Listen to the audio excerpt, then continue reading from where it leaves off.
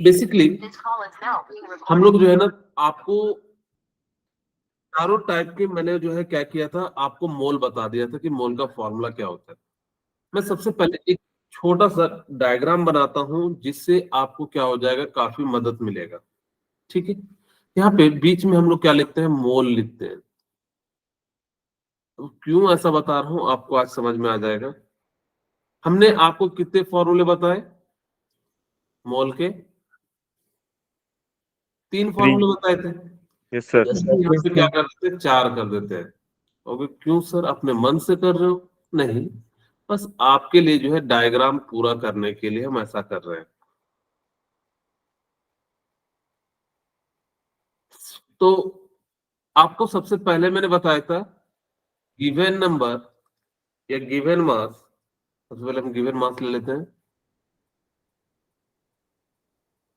Of atom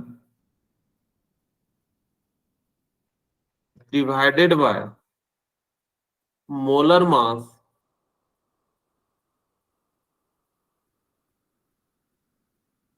of atom. Actually देखा जाए तो हमने कुछ किया नहीं, बस हमने क्या करा, एक ही फॉर्मूले को 2 बार लिख दिया, लेकिन तरीका अलग हो गया। Given mass of molecules divided by given molar mass of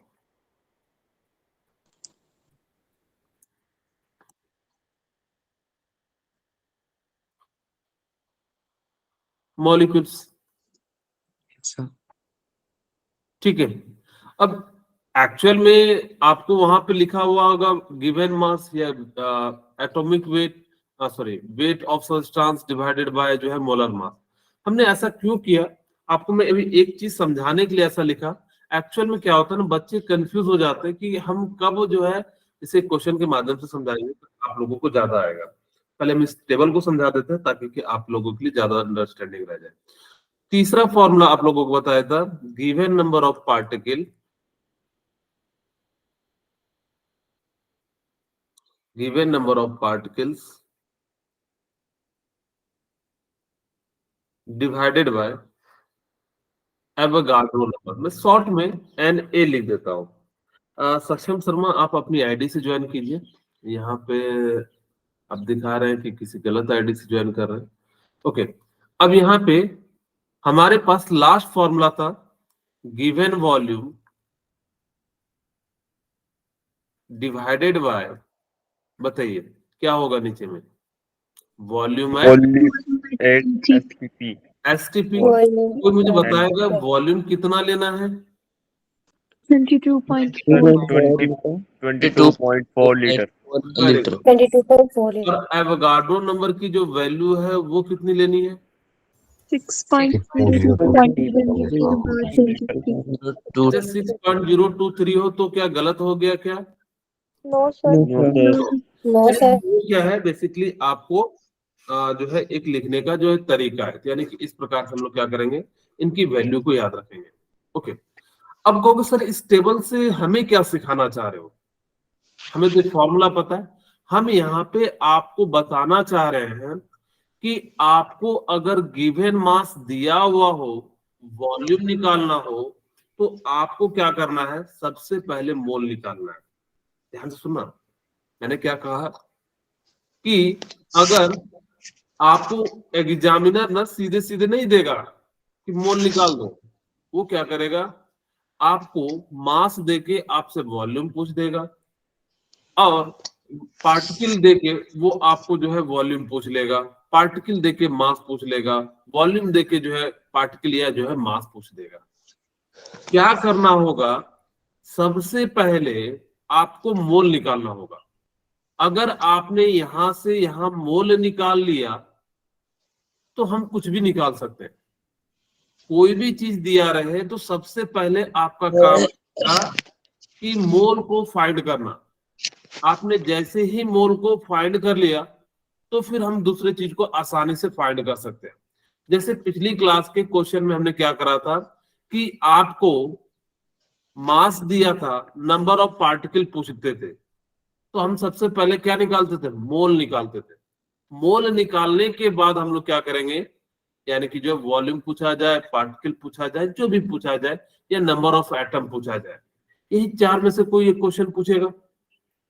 हम क्या कर रहे थे, एग्जाम मतलब जो क्वेश्चन दे रहे थे वहां पे मॉलिक्यूलर मास दे रहे थे, हम क्या कर रहे थे, सबसे पहले मोल निकाल रहे थे, फिर नंबर ऑफ एटम निकाल रहे थे, और फिर नंबर ऑफ एटम के जो है यहाँ से नंबर ऑफ पार्टिकल, और फिर जो हम लोग क्या कर रहे थे, एटम निकाल रहे थे। तो यहाँ पे सिंपल सा फंडा है कि जब भी मोल कॉन्सेप्ट दिया रहे या मोल का कोई क्वेश्चन रहे, वो एक चीज दिया है, दूसरा चीज निकालना हो, तो सबसे पहले मोल निकालिए, और मोल निकालने के बाद क्या करेंगे, दूसरी चीज को निकाल लेंगे। जैसे मैं आपको सबसे पहले एक छोटा सा क्वेश्चन देता हूं, ध्यान से सुन देखिएगा, बड़ा आप लोगों के लिए जो है काम का क्वेश्चन है, क्योंकि कंफ्यूजन दूर करेगा। मान लीजिए वो कहता कि N2 इफ मास ऑफ, मैं लिख देता हूं, if mass of nitrogen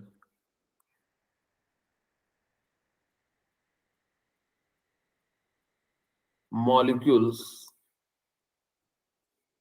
is 28 gram, find the mole. मैं पहले बहुत ही आसान सा दिया हूं। दूसरा, if mass of nitrogen atom is 28 gram, find the mole. क्या दोनों के लिए मोल सेम होगा? नो नहीं। No sir. क्यों नहीं होगा, कोई मुझे बता सकते हैं? क्योंकि सर फॉर्मूला सेम है, मास सेम है, नाइट्रोजन यहाँ भी है, वहां भी नाइट्रोजन है, सॉरी मोल का नीचे जो, एटम्स है। सर क्योंकि ऊपर ओके वेरी गुड, ऊपर में नाइट्रोजन मॉलिक्यूल्स है, नीचे में नाइट्रोजन क्या है, एटम। यानी कि अब आपके पास मोल इक्वल टू क्या हो जाएगा, गिवन मास तो दोनों में सेम है, यहां भी क्या है, सेम है, बट जो नाइट्रोजन का मॉलिक्यूलर जो मास होगा वो कितना हो जाएगा, 28 ग्राम, और यहां से कितना मोल आ जाएगा, 1 मोल आ जाएगा। लेकिन नाइट्रोजन एटम का मास कितना होता है, 14 ग्राम होता है। तो यहां से मोल कितना आ गया, 2 मोल आ गया। यही चीज मैं आपको समझाने का प्रयास कर रहा हूं कि जब वो मॉलिक्यूल्स दिया रहे तो मॉलिक्यूलर मास लेना, अगर वो एटम दिया रहे तो क्या ले लेंगे, जो है एटम का मास, यानी कि एक एटम का मास लेंगे। जैसे आपको मान लो कि वो देता, if mass of nitrogen gas is 28 gram, find the मोल, तब कितना होता? क्या कह रहे हैं आप? हाँ, नाइट्रोजन गैस दे देता, नाइट्रोजन मॉलिक्यूल्स मैंने थोड़ा सिंप्लीफाई कर दिया। आपको अगर वो नाइट्रोजन गैस देता सेम मास के लिए, तो मुझे बताइए कितना मोल होता? 1 मोल होता, क्योंकि नाइट्रोजन गैस का मतलब ही क्या है, वो मॉलिक्यूल्स है। नाइट्रोजन गैस का मतलब क्या है, मॉलिक्यूल्स है।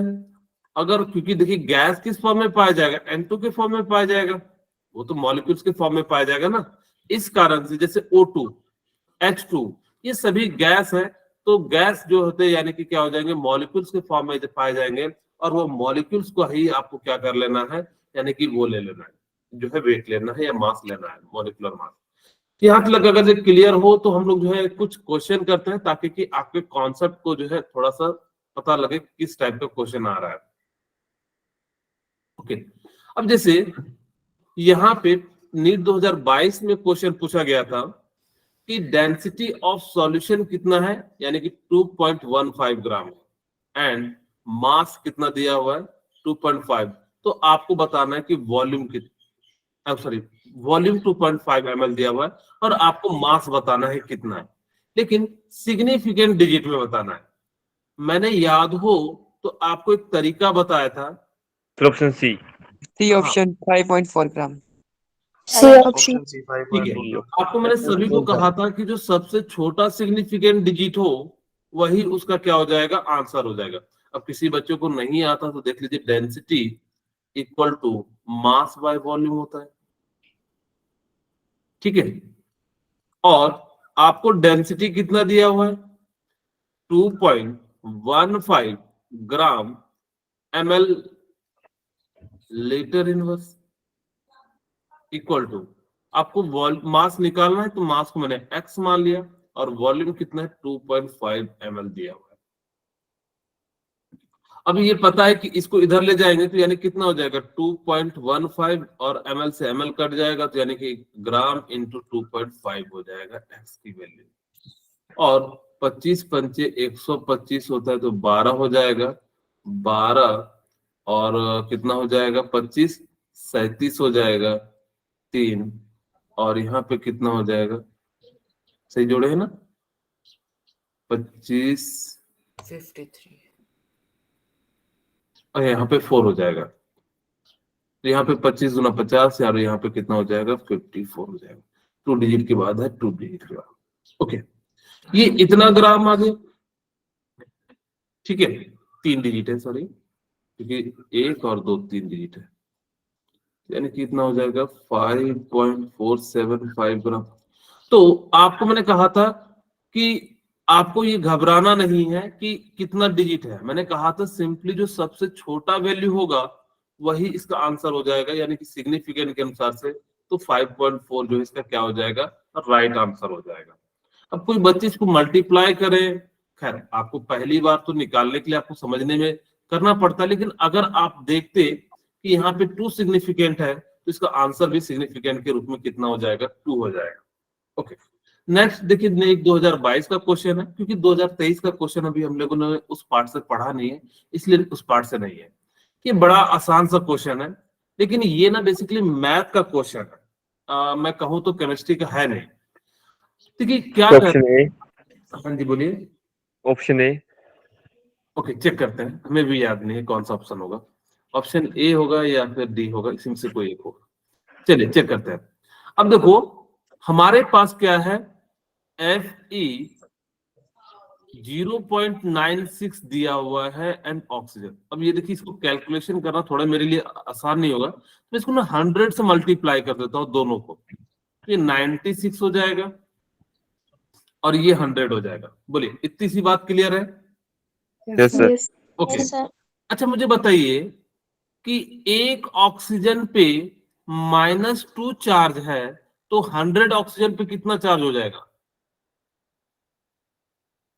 एक ऑक्सीजन पे -2 चार्ज है -200 तो 100 ऑक्सीजन पे कितना हो जाएगा? -200 हो जाएगा। 200। ओवरऑल ये एटम न्यूट्रल है तो यहाँ पे चार्ज कितना होगा न्यूट्रल करने के लिए? +200। 200। 200। क्या इतनी सी बात आप लोगों को क्लियर हो गई? Yes sir. हमने क्या करा कि एक एटम ऑक्सीजन का -2 है और तो 100 एटम का कितना हो जाएगा, -200 हो जाएगा, और ओवरऑल न्यूट्रल है तो यानी कि जितना निगेटिव होगा उतना ही पॉजिटिव होगा। अब हमारा काम बन गया। अब यहाँ के बाद जो है कुछ भी दिक्कत नहीं है। अगर जब मैं कहूं Fe के 2 टाइप के हैं, एक है Fe2+, या मैं इसको Fe+2 कर दूं, और दूसरा है Fe3+। बोलिए, यहाँ तक किसी को कोई दिक्कत है तो मुझे बता दीजिए। ओके, मैंने कहा कि भाई Fe+2 यानी क्योंकि हमें रेशियो निकालना है तो हमने मान लिया कि Fe+2 की संख्या x है, तो क्या Fe+3 की संख्या मैं 96 - x लिख सकता हूँ?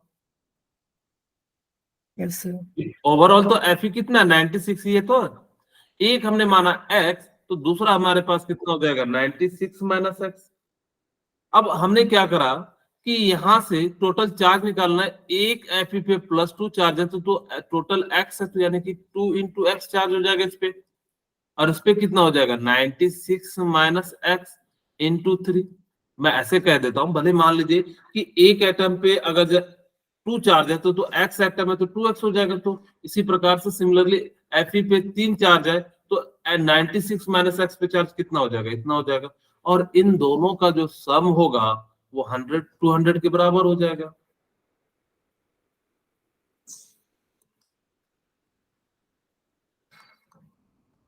इक्वल टू 200, चार्ज यही तो चार्ज है।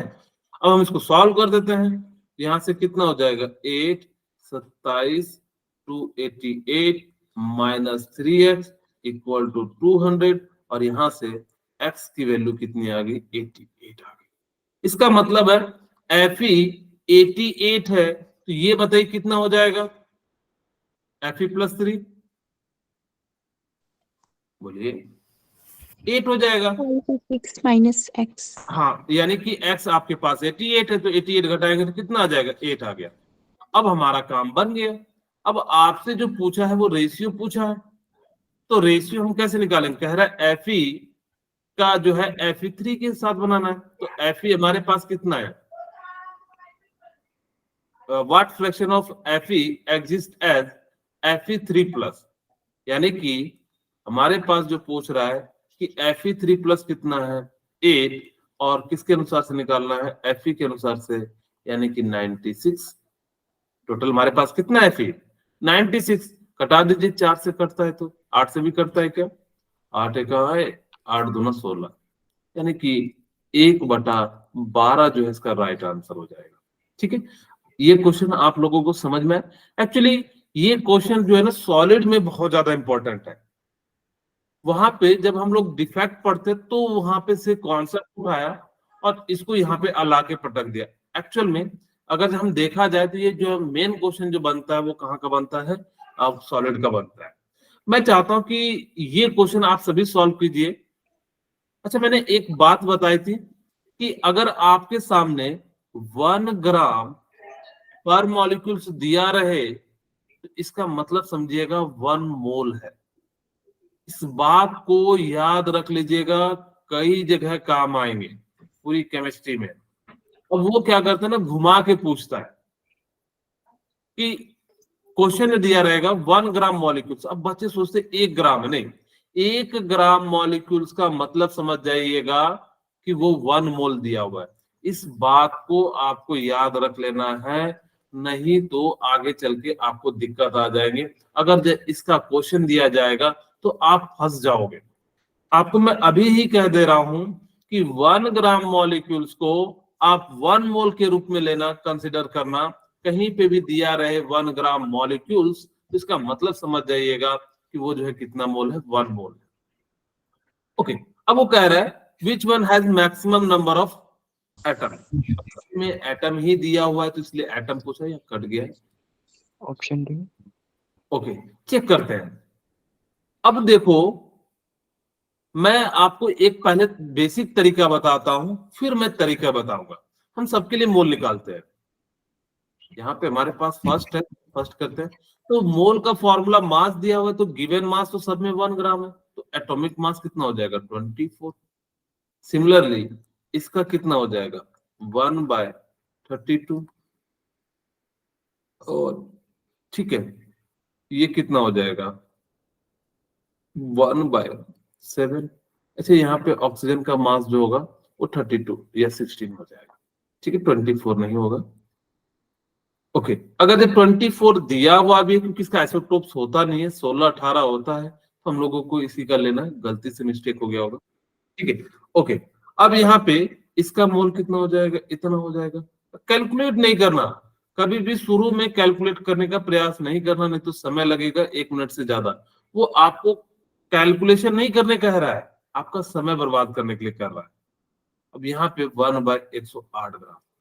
ठीक है, अब इतना तो सभी को समझ में आ गया कि वो सामने वाला जो क्वेश्चन है वो बेसिकली आपके समय को बर्बाद करने के लिए चाह रहा है। क्योंकि आपके समय को बर्बाद करेगा तो आपको क्या करेगा, रैंक में पीछे कर देगा। और जैसे ही, हाँ बोलिए, ऑप्शन क्या हो जाएगा सी, वेरी गुड। अब देखिए, नीचे जितना बड़ा होगा मोल उतना छोटा होगा। ध्यान से सुनना, मैंने कहा कि जैसे मैंने कहा कि 1/5 और 1/4 ले लिए, तो इसकी वैल्यू 0.2 आ जाएगी, इसकी वैल्यू 0.25 आ जाएगी। जिसकी वैल्यू नीचे में छोटी होगी उसका मोल जो होगा वो ज्यादा होगा।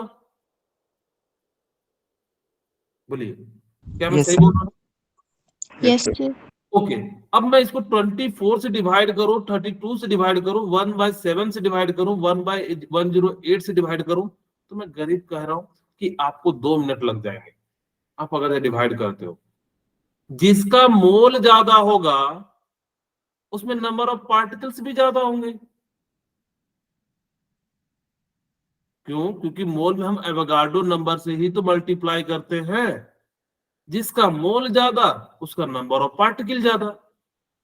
मोल किसका ज्यादा होगा? जिसका नीचे में वैल्यू सिंपल हो, यानी कि नीचे में कम वैल्यू हो। तो देखिए इन सब में सबसे नीचे में छोटा वैल्यू कौन सा है? Lithium. लिथियम। यानी कि इसका मोल ज्यादा होगा, और मैंने कहा कि मोल ज्यादा होगा तो नंबर ऑफ पार्टिकल भी क्या होंगे? ज्यादा ज्यादा होंगे। होंगे। तो सीधे सीधे हम लोग क्या कर सकते हैं, सी जो है इसका राइट आंसर मार सकते हैं। बोलिए, क्लियर है? Yes, sir. आपको ऐसा नहीं करना है कि इसको कैलकुलेट करना है। कहीं भी नंबर ऑफ पार्टिकल का क्वेश्चन आए तो सिंपल समझिएगा, जिसका मोल ज्यादा होगा उसका क्या हो जाएगा? नंबर ऑफ पार्टिकल भी ज्यादा हो जाएगा। नेक्स्ट क्वेश्चन है, आप सभी बनाइए, विच ऑफ फॉलोइंग है लार्जेस्ट नंबर ऑफ एटम। बिल्कुल सिमिलर टाइप का क्वेश्चन है। आप सभी को मैं रिक्वेस्ट करूंगा कि सभी सही बनाएं और एक बार ट्राई जरूर करें। कैलकुलेशन नहीं करना है, बिल्कुल जैसे मैंने बताया वैसे ही आपको सॉल्व करना है। Option C. Very good. जी अब सर। देखिए, हाँ, अब आप सभी को देख रहे होंगे कि यहाँ पे सोडियम है, लिथियम है और यहाँ पे गोल्ड है, तो यानी कि इन सभी की मास ज्यादा है। यानी कि जो है गोल्ड का, सोडियम का, क्लोरीन का, लेकिन लिथियम का मास सबसे कम है। अगर ये सबसे कम है तो यानी कि मोल सबसे ज्यादा होगा। अगर मोल सबसे ज्यादा होगा तो नंबर ऑफ एटम भी ज्यादा होगा। तो इसका राइट आंसर क्या हो जाएगा? जो है सी हो जाएगा। ये थर्ड हो जाएगा। क्या आप लोगों को समझ में आया? Yes, sir. कैसे हमने समय को बचाने का प्रयास किया। आप लोग भी जो जो मैं तरीके बताता हूँ उन तरीके को यूज कीजिएगा, आपका समय बचेगा। फिर सिमिलर से वैसा ही क्वेश्चन है। आप मुझे बताइए, कह रहे हैं कि किसका the number of atom present 1 mole of an element equal to Avogadro number. यानी कि कौन से वाले एटम का जो मास है वो एवोगाड्रो नंबर के बराबर है। यानी कि बेसिकली वो 1 मोल पूछ रहा है। तो आप मुझे बताइए कि किसका 1 मोल है आंसर, तभी तो एवोगाड्रो के बराबर हो जाएगा। आप लोग कैलकुलेट कीजिए।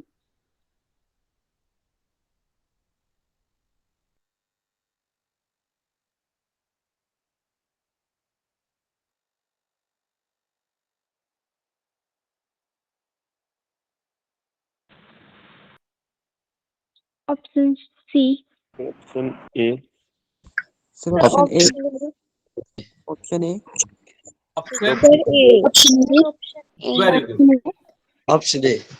ए सर। ओके, मैं यहाँ पे एक एक करके निकाल देता हूं। तो मोल इक्वल टू क्या हो जाएगा? Given mass divided by helium का 4 होता है।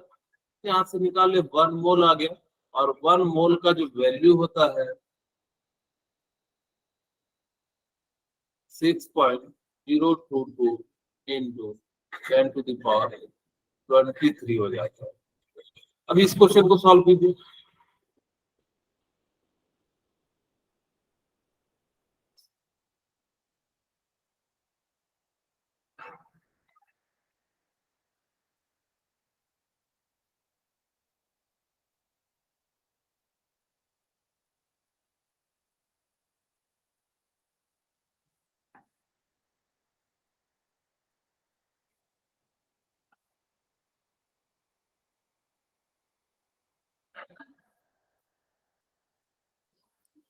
कैसे सॉल्व करेंगे मैं बता दूं?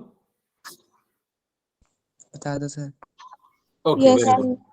यहाँ पे आपको क्या कह रहा है कि 16 ग्राम Sir, oxygen. option 3. Okay, very good. Option जो थर्ड इसका राइट आंसर आएगा। वेरी गुड बेटा। अब देखो कह रहा है 16 gram of oxygen same number, यानी कि जिसका मोल सेम होगा। सबसे पहले ऑक्सीजन का निकालते हैं। 16 ग्राम ऑक्सीजन है, सेम नंबर ऑफ मॉलिक्यूल्स। मुझे बताइए मोल निकालने के लिए 16 ग्राम ऊपर रखेंगे तो यहाँ पे मुझे बताइए 32 रखना है या 16 ग्राम रखना है? 32। 32. क्यों? क्योंकि यहाँ पे क्या दिया है, मॉलिक्यूल्स दिया हुआ है, इसीलिए हम क्या रखेंगे 32 रखेंगे। इसीलिए कितना हो जाएगा 1/2 मोल, यानी कि जो 0.5 मोल। अब जिसका 0.5 मोल होगा वही तो हमारा क्या होगा, यानी कि नंबर ऑफ मॉलिक्यूल्स बराबर होगा। एक एक करते हैं तो देखिए 16 है और इसका मोल का फॉर्मूला क्या हो जाएगा 16, और यहाँ पे कितना हो जाएगा 12, और यानी कि 28, हाफ तो है नहीं। सिमिलरली यहाँ 28 डिवाइडेड बाय 28 यानी कि 1 मोल, ये भी हाफ नहीं है। हम यहाँ चेक करते हैं 14 डिवाइडेड बाय 28 यानी कि 0.5, यानी कि इसका राइट आंसर क्या हो जाएगा, थर्ड हो जाएगा। ठीक है, ओके। अब हम बात करते हैं इस क्वेश्चन की। ये क्वेश्चन अच्छा है, मैं इसको बना देता हूं, और ये क्वेश्चन आपके लिए होमवर्क रहेगा। 52 मोल को आपको नंबर ऑफ एटम निकालना है, तो आराम से निकाल सकते हैं। आर्गन के लिए, हीलियम के लिए, एंड जो है 52 ग्राम से। मैं इस क्वेश्चन को सॉल्व नहीं करा रहा, ये क्वेश्चन मैं करा दे रहा हूँ आपको। इस तरह के जो है नीट में भी क्वेश्चन पूछे गए, वहां पे 18 ml में पूछा गया था। चलिए हम निकालते हैं। अब यहाँ पे देखिए कह रहा है the number of water molecules in 1 drop, यानी कि एक ड्रॉप में कितने मॉलिक्यूल्स होंगे, जबकि उसका वेट दिया हुआ है एक ड्रॉप का कितना 0.08। सबसे पहले हम लोग क्या करेंगे, मोल निकालें, क्योंकि नंबर ऑफ मॉलिक्यूल्स कह रहा है। हमने क्या करा भाई 0.018 डिवाइडेड बाय 18, क्योंकि वाटर है, वाटर का जो है मॉलिक्यूलर मास कितना हो जाता है, H2O हो जाता है। तो हमने यहाँ पे क्या कर लिया, इसको डिवाइड कर दिया, तो 0.0 और यहाँ पे कितना हो जाएगा 0.1 हो जाएगा। ओके, ये मोल आ गया। ठीक है, अब आपसे नंबर ऑफ पार्टिकल पूछा। हमको पता है, हमने आपको कई बार कहा कि अगर हमें मोल निकालना है, मोल दिया है, पार्टिकल निकालना है, तो गिवन नंबर ऑफ पार्टिकल लगा देंगे, यानी कि given number of particle. Option C. Very good, number of particles divided by क्या हो जाएगा, Avogadro number 6.022 into 10 to the power कितना हो जाएगा 23। और यहाँ पे n की वैल्यू कितनी है 0.01 x into 6.022 into 10 to the power 23। मैं नीचे लिख देता हूँ, x की वैल्यू कितनी हो जाएगी 6.022 into 10 to the power 23 into 10 to the power -3, और इसी को सॉल्व कीजिएगा तो कितना आ जाएगा 20, यानी इसका राइट आंसर क्या हो जाएगा, सी हो जाएगा। ठीक है, तो इस प्रकार से आपको सॉल्व करना है, बड़ा आसान सा क्वेश्चन, आप इसको घर पे जरूर सॉल्व कीजिएगा, ट्राई कीजिएगा। अब हम बात करते हैं which of the following have same number of atom. कह रहा है कि किस पेयर में जो नंबर ऑफ एटम है वो सेम है।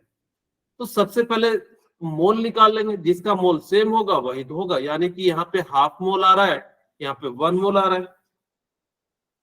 ठीक है, तो ये तो नहीं होगा। यहाँ पे हाफ मोल आ रहा है, यहाँ 1 मोल आ रहा है, तो ये भी नहीं होगा, क्योंकि CO2 का मास कितना होता है, मोलर मास 44 होता है, यानी कि 1 मोल आ गया। अब यहाँ चेक करते हैं 28 ग्राम N2 एंड 32, यानी कि दोनों के लिए 1 मोल आ रहा है, यानी कि 28 डिवाइडेड बाय 28 यानी कि 1 मोल। ऑप्शन सी के लिए बात कर रहे हैं। सिमिलरली हमने कहा कि भाई 32 ग्राम डिवाइडेड बाय 32 यानी कि कितना मोल आ गया 1 मोल आ गया, और 1 मोल दोनों का सेम है, तो नंबर ऑफ एटम भी क्या हो जाएंगे, सेम हो जाएंगे। हाँ, क्या डी भी होगा क्या, डी नहीं होगा, क्योंकि कार्बन का कितना होता है 1, यानी कि कितना हो जाता है 12 डिवाइडेड बाय यहाँ पे 12। ठीक है, ओके, तो यहाँ भी कितना हो जाएगा 1 मोल हो जाएगा। सोडियम का कितना होता है 23 डिवाइडेड बाय कितना हो जाएगा 23 यानी कि 1 मोल। यहाँ पे दो ऑप्शन है, यानी कि थर्ड एंड जो है फोर्थ है, यानी कि दोनों का मोल क्या है सेम है। जरूरी नहीं कि यहाँ पे 1 मोल है तो यहाँ भी 1 मोल होगा, तो ही हो सकता था अगर यहाँ 2 मोल हो तो भी सेम हो जाता, क्योंकि बेसिकली मोल पे ही डिपेंड करता है नंबर ऑफ पार्टिकल। इसीलिए मैंने क्या कहा कि यहाँ पे हमारे पास कितना होना चाहिए, तो यानी कि जो है राइट आंसर क्या हो जाएगा सी एंड डी हो जाएगा। अब ये नीट 2018 का क्वेश्चन है, कह रहा है in which case maximum number of molecules present. चलिए मैं बना देता हूं क्योंकि फिर समय नहीं बचेगा, थोड़ा बहुत कॉन्सेप्ट भी बताना है।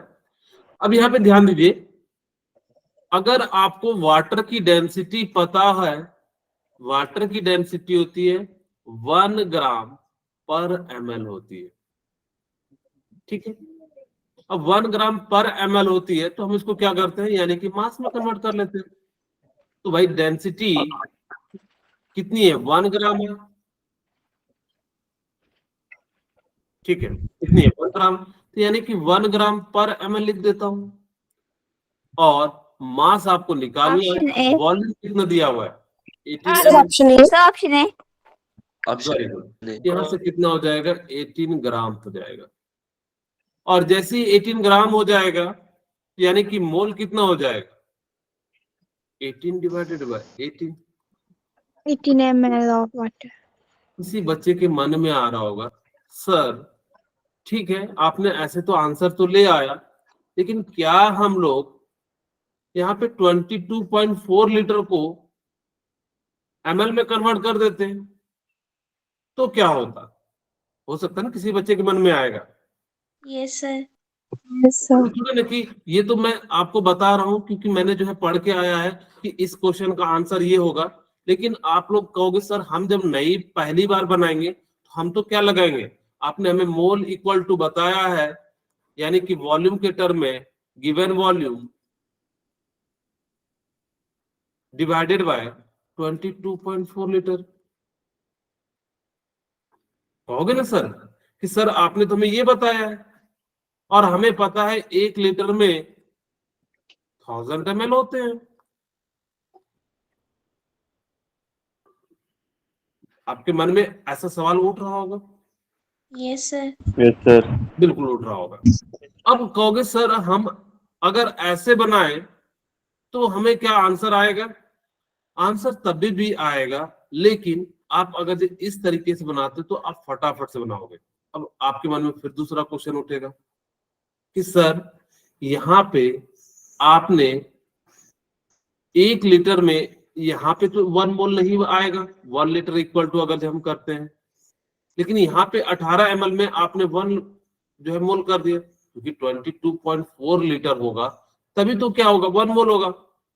आपके 18 ml ऑफ वाटर के अनुसार से 1 मोल तो हो गया, क्या इसके अनुसार से 1 मोल हो रहा है क्या, मैंने कहा नहीं। एक्चुअल में ये एग्जामिनर ने जैसा क्वेश्चन दिया हुआ है उसके अनुसार से हमें कुछ चीजों को सॉल्व करनी पड़ती है। तो कहूँगा सर इसका आंसर तुम्हारा गलत आ सकता है।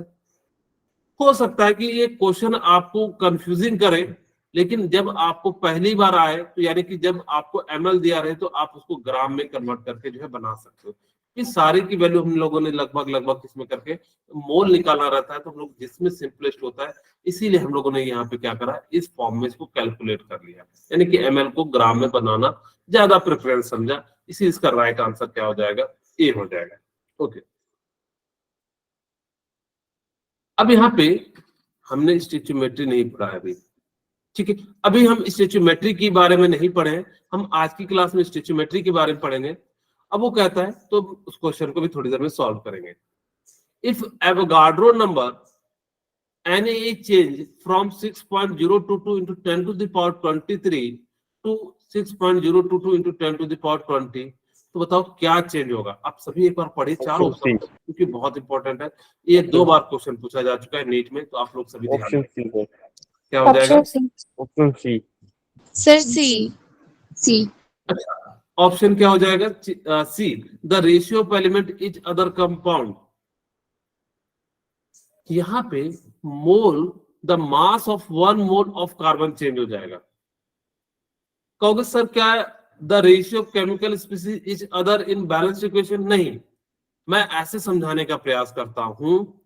पहले आप मुझे बताइए कि सॉरी, पहले मैं कहूं कि 1 रुपया में 20 टॉफी मिलता था। और सर ऐसा कोई जमाना था क्या? पहले मिलता था, छोटे छोटे टॉफी रहते थे।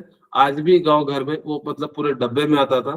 तो 1 रुपये में 20 टॉफी मिलता था, छोटा छोटा रहता था, यानी कि चीनी को जो है शेप में डाल के बनाया जाता था, उस पर रैपर अपर कुछ नहीं रहता था। ठीक है, ओके, मतलब गांव घर में बिकता था।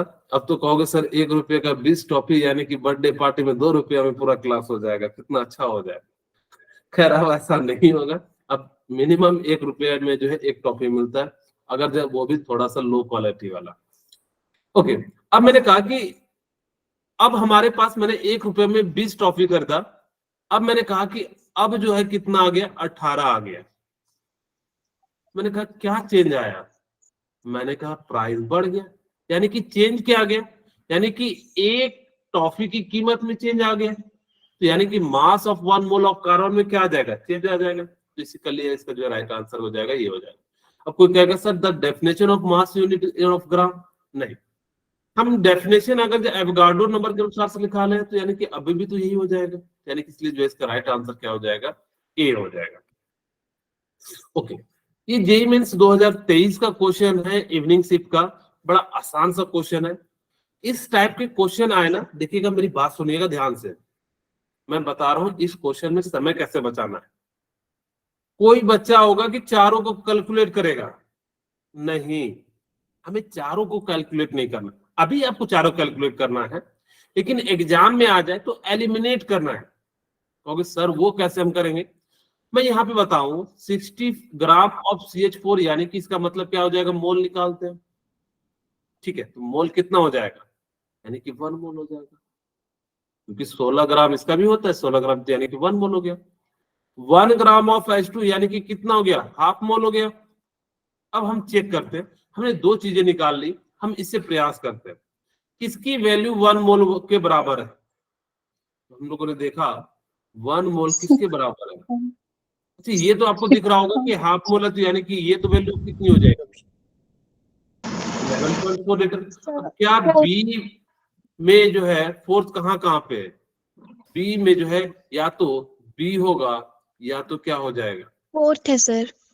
ठीक है, ओके, वेरी गुड, आपने निकाल लिया तो वेरी गुड, कोई दिक्कत नहीं है। अब देखो 0.5 मोल किसके बराबर हो जाएगा? आपको पता है सल्फर का 16 प्लस कितना हो जाएगा? 32, यानी कि कितना हो जाएगा? 48। 16 दूना 32 होता है, सॉरी 32 32 64 हो जाएगा। ठीक है, यहाँ पे कितना हो जाएगा? क्योंकि एटॉमिक नंबर सल्फर का 16 होता है, मैंने 1 से 20, तो यहाँ पे 64, यानी कि 0.5 मोल किसके बराबर हो जाएगा? 32 के। अब यहाँ पे चेक करते हैं डी जो है थर्ड किसका है, तो यानी कि ये हो जाएगा। अब यहाँ पे चेक भी कर सकते हैं। और ए जो होगा वो सेकंड हो जाएगा। क्यों? क्योंकि आपको पता है कार्बन में कितने होते हैं? टोटल एटम कितने हो जाते हैं? 12। ठीक है, यानी कि एक हाइड्रोजन एटम में कितने हो जाएंगे? 6, यानी कि नंबर ऑफ इलेक्ट्रॉन कितने होते हैं? 6 होते हैं। और एक हाइड्रोजन में कितने होते हैं? 1, तो 6 4 10, यानी कि कितना हो जाएगा? यहां से हमने जो मोल निकाला 1, यानी कि कितना हो जाएगा? 6.0223 into 10, यानी कि कितना हो जाएगा? 6.0, यानी कि 60 लिख दो, या 6.10 to the power 23। कि ये बात समझ में आई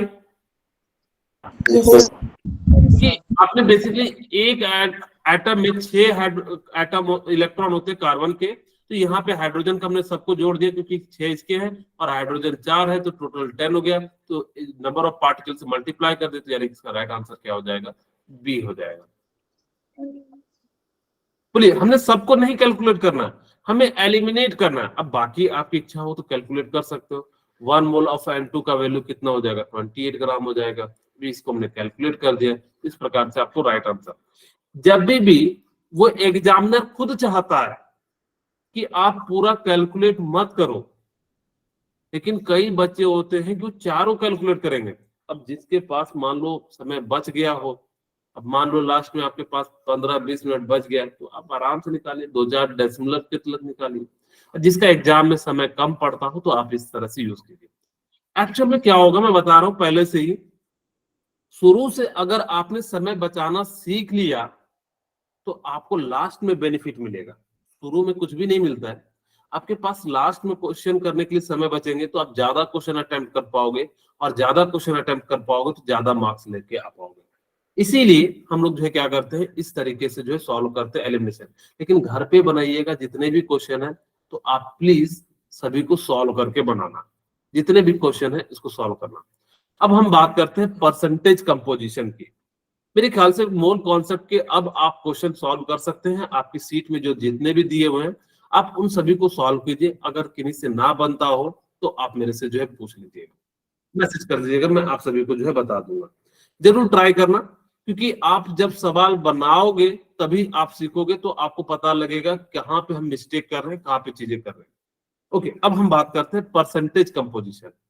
मैंने याद हो तो थोड़ा बहुत पहले बताया था कि H2O का कितना परसेंटेज है हाइड्रोजन, यानी कि बेसिकली अगर मैं परसेंटेज की बात करूं तो किसी भी मॉलिक्यूल्स या किसी भी कंपाउंड में कितना परसेंट कोई एटम लाई कर रहा है, इसी को कहते हैं परसेंटेज कंपोजिशन।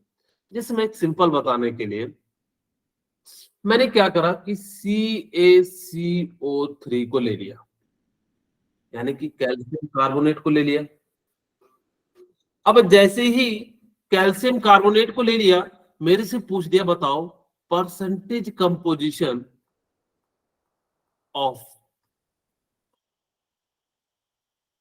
कैल्शियम। कुछ भी पूछ सकता है, कैल्शियम पूछ सकता है, कार्बन पूछ सकता है, ऑक्सीजन पूछ सकता है, तो हमें कुछ नहीं करना है। ध्यान से सुनना, अगर हमसे परसेंटेज कंपोजिशन पूछा जाए किसी भी एलिमेंट का, तो हमें क्या करना है कि जिस एटम का पूछा गया है उस एटम का मास रख देना है। तो कैल्शियम का मास कितना होता है 40, नीचे में टोटल मास लिख देना है, यानी कि इसका मोलर मास कितना हो जाएगा 40 प्लस 12 प्लस 48, वैसे मैंने आपको बताया 100 होता है। तो 40 इंटू 100 इंटू 100, यानी कि कितना परसेंट हो गया 40%। सिमिलरली अगर आपसे वो कार्बन का पूछता तो हम लोग क्या करते हैं, परसेंटेज कंपोजिशन ऑफ कार्बन, बताइए कितना हो जाएगा। कार्बन का मास कितना होता है 12, नीचे में कितना हो जाएगा 100, यानी कि कितना परसेंटेज हो गया 12% हो गया। 12%. अब मुझे बताइए कि ऑक्सीजन का परसेंटेज कितना हो जाएगा 48। बोलिए, हाँ बोलिए सचिन। ठीक है, यानी कि ऑक्सीजन का परसेंटेज या तो आप इन दोनों को ऐड करके 100 में से माइनस कर दो, लेकिन यहाँ तो बड़ा आसान है कि जितना मोलर मास होगा एटम का उतना ही परसेंटेज होगा, क्योंकि 100 के रिस्पेक्ट में। यहाँ पे कितना हो जाएगा 48 हो जाएगा। अब मैं आपको यहाँ पे बताना चाहूंगा कि एवरेज मास कैसे निकालते हैं। जैसे एक क्वेश्चन पहले कर लेते हैं ताकि कि आप लोगों को ज्यादा समझ में आ जाए। कह रहा है mass percentage of different element of sodium sulphate. तो सबसे पहले हम मॉलिक्यूलर मास निकाल लेते हैं। तो मॉलिक्यूलर मास या मोलर मास भी कह सकते हो, तो सोडियम का 23 होता है, कितने एटम है 2, प्लस सल्फर का 32 प्लस ये कितना हो जाएगा 64। तो यहां से सॉल्व किया 46 32 प्लस 64, तो कितना आ जाएगा 2 9 और 13 140, इतना आ जाएगा 142 ग्राम। बोलिए नहीं सर 140 जाएगा। 4 2 6 6 4 10 2 6 1 7 7 3 10 10 7 14। ओके ठीक, बाय चांस अगर जब मिस्टेक हो जाए कैलकुलेशन में तो बता दीजिएगा। अब वो मैं यहाँ पे सबका ना निकाल के मैं एक का निकाल देता हूँ। सोडियम का निकाल देता हूं। हमने क्या करा, परसेंटेज कंपोजिशन ऑफ Na, तो कितना हो जाएगा, टोटल मास कितना है 46 ग्राम, क्योंकि सोडियम के जितना है यहाँ पे उतने तो लिखेंगे 46 gram divided by 142 gram into 100। मैं इसको सॉल्व कर देता हूं, यहां से 23 और यहाँ पे कितना हो जाएगा 71। अब मैं इसको 71 से डिवाइड कर देता हूं 23 में। कहोगे सर यहाँ पे से कर दो, नहीं, क्योंकि हमें पॉइंट लगाना 100 में आसान होता है, इसीलिए हम लोग क्या करेंगे यहाँ पे कर देंगे, हम 3 में दे देते हैं। 3 सत्य 21, 7 में 1 गया। हाँ जी, किन्हीं को कुछ दिक्कत है, 10 हो जाएगा। अभी कितनी बार में लगेगा, यहाँ पे देखें तो 2 बार में क्या लग जाएगा क्या, हाँ, तो अप्रोक्स में हमने क्या करा 32% ले लिया। आपकी इच्छा तो आगे भी निकाल सकते हो, लेकिन हमने क्या करा कि यहाँ से जो है इसकी वैल्यू निकाले, इसका कितना आगे 32% आगे। सिमिलरली हम सल्फर का निकालेंगे और फिर ऑक्सीजन का निकाल लेंगे, इसी प्रकार से कैलकुलेट करना और भी कुछ नहीं है। ओके, सिमिलरली आपको दिया हुआ है which of mass percentage of carbon in carbon dioxide, बहुत ही सिंपल सा है। कार्बन डाइऑक्साइड का फॉर्मूला CO2 होता है, तो इसका मोलर मास कितना हो जाएगा 44। वेरी गुड, 44 ग्राम हो जाएगा। और जब मोलर मास 44 ग्राम हो गया, आपको कार्बन का परसेंटेज निकालना है, यानी कि परसेंटेज ऑफ कार्बन, तो कार्बन का मास कितना है 12 और नीचे में कितना है 44 इंटू कितना हो जाएगा 100 हो जाएगा। और जैसे यहाँ सॉल्व कीजिएगा तो 4 दिया और ये कितना हो जाएगा 27.27, यानी कि जो है इतना परसेंटेज हो जाएगा, इसका राइट आंसर हो जाएगा। क्या आप लोगों को समझ में आ रहा है? Yes sir. Okay, yes sir. किसी कोई डाउट हो तो मुझे बता दीजिए। अब हम यहीं पे आपको एवरेज मास निकालना सिखाते हैं। तो सर एवरेज मास क्या होता है, तो यहाँ पे ध्यान दीजिएगा, आप लोगों ने पीरियोडिक टेबल देखा होगा, कई कहेंगे सर हमने नहीं देखा है। कोई ऐसा बच्चा है जिसने नहीं देखा है, बोलिए, कोई बच्चा है तो मुझे बता दीजिए जिसने नहीं देखा हो पीरियोडिक टेबल। हाँ बोलिए प्लीज। हाँ अभिनव, ठीक है, सभी ने देखा होगा, उसमें हाइड्रोजन, हीलियम, लिथियम, ये सारे जो है एलिमेंट दिए होते हैं। अब वो सारे के सारे एलिमेंट दिए होते हैं, जिस कारण से हम क्या करते, देखिएगा हाइड्रोजन का 1.0 सॉरी हाइड्रोजन का जो मास होता है वो 1.001 होता है। कहोगे सर जो मास होता है वो प्रोटॉन और न्यूट्रॉन का होता है, तो मास प्रोटॉन का 1 लेते हैं, न्यूट्रॉन का 1 लेते हैं, तो फिर ये 0.01 कहां से आ गया? क्या कह रहे हैं कोई बच्चे? अच्छा, मेरी ऑडियो क्लियर नहीं जा रही है क्या? जा रही है। एक बार जिनको नहीं आ रही, सचिन बेटा आप एक बार ना फिर से ज्वाइन कर जाओ तो आपको क्लियर आने लगेगी, ठीक है? कभी ऐसा होता है कि स्क्रीन विजुअल ना हो, पूछ लीजिए, अगर जब मे भी हो सकता है मेरे से फॉल्ट हो, तो अगर जब ना हो तो आप फिर से रिफ्रेश करके जुड़ जाइए। ओके, हम यहाँ पे कह रहे थे कि इसका जो मास होगा वो या तो 1 + 1 होगा तो 2 होना चाहिए, लेकिन यहाँ पे देखिए आपके सामने 1.01 लिखा है। जैसे आप कार्बन की बात करो तो 12.006 लिखा हुआ है, 12.006 लिखा हुआ है। क्योंकि सर ये 0.66 कहां से आ रहा है, या तो 12 होना चाहिए, 13 होना चाहिए, या 11 होना चाहिए, लेकिन ये इसका मतलब क्या है, एक्चुअल में ये जो मास होता है ना बेटा, एवरेज मास होता है। क्योंकि सर वो क्या होता है, हम सबसे पहले एवरेज मास का फॉर्मूला बताते हैं, तब आगे आपको जो है आप सभी को एवरेज मास निकालने का फॉर्मूला पता होना चाहिए, ठीक है। फिर हम लोग क्या करेंगे, यानी कि जो निकाल लेंगे। जैसे मैंने मान लिया कि मेरे पास दो एलिमेंट है A and B, Anuradha and Badha, ठीक है। ए का परसेंटेज हमें दिया हुआ है एक्स परसेंटेज, जितना दिया हुआ, तो यानी कि हम क्या करेंगे, P1 परसेंटेज ले लेंगे, P ले लेते हैं इसके लिए, इनटू इसके लिए क्या ले लेते हैं, P2 ले लेते हैं, तो plus B into P2 plus 100, ये जो हो जाएगा एवरेज मास निकालने का फॉर्मूला होगा। वो जितने भी आपको वहां पे दिए रहते हैं मास, वो सभी के सभी क्या होते हैं, एवरेज मास होते हैं, इसी कारण से वो पॉइंट में आते हैं। अब कहोगे सर अगर ये 3 होता तो C इंटू P3 कर देते, कोई कहेगा 4 होता तो D इंटू P4 कर देंगे, यानी कि जितने भी दिया रहेगा तो उसको सिंपली हम लोग क्या करेंगे, इस प्रकार से लिख देंगे और नीचे में 100 कर देंगे। अब जैसे आपके लिए मैं क्लोरीन यहाँ पे जिसका मास होता है 35, उसका परसेंटेज मैंने जो है 75% ले लिया, और दूसरा क्लोरीन हमने ले लिया 17 और 37 ले लिया, इसका हमने 25% ले लिया। और हमसे पूछ दिया गया कि बताइए एवरेज मास क्या है। अब हम क्या करेंगे, आपको पता है क्योंकि जो एवरेज मास निकलता है वो कैसे निकलता है, फॉर्मूला हमें पता है।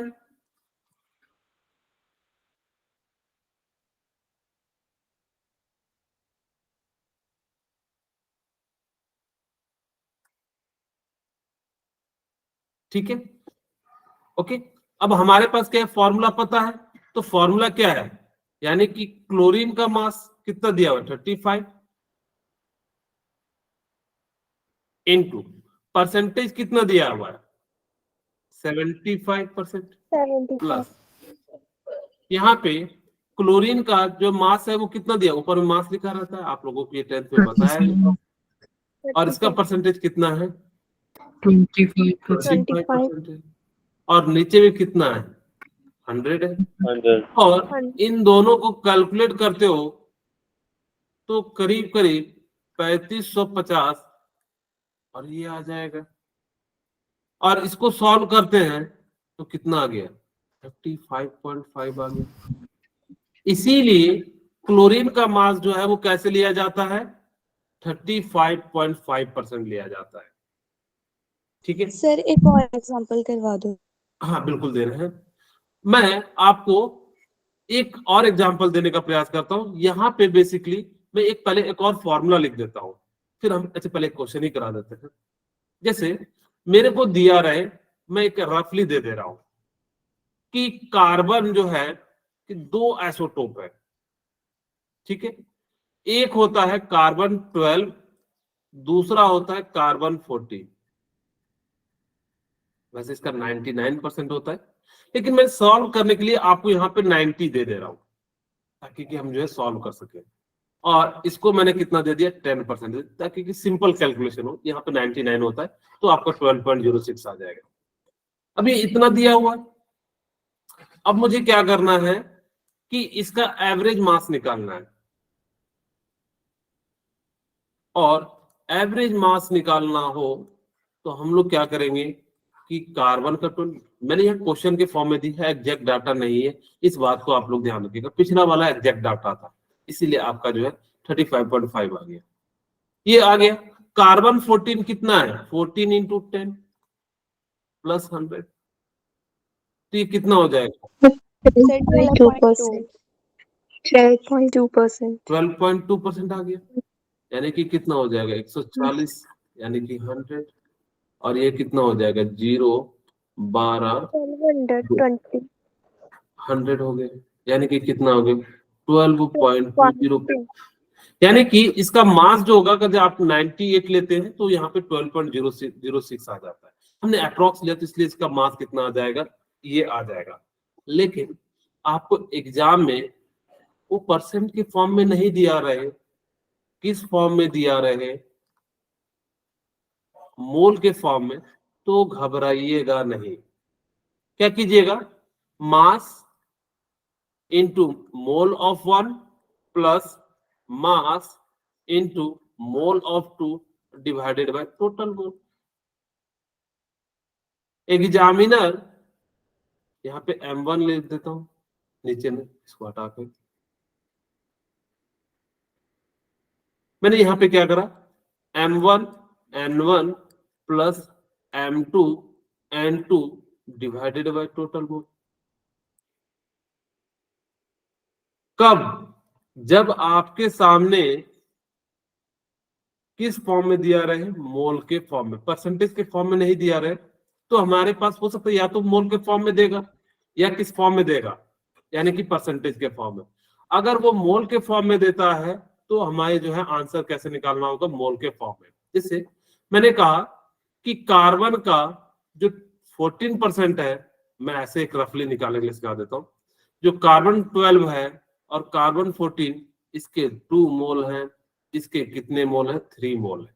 तो इसका कितना हो जाएगा, कार्बन का मास 12 होता है यहाँ पे, इंटू 2, इसका मास 14 है, इंटू 3 डिवाइडेड बाय 2 3 प्लस 5, और यहाँ पे कितना हो जाएगा 24 और 42 डिवाइडेड बाय 5 इक्वल टू कितना हो जाएगा 6 डिवाइडेड बाय 5, यानी कि 11.55, ठीक है। अब 12 पंचे 60,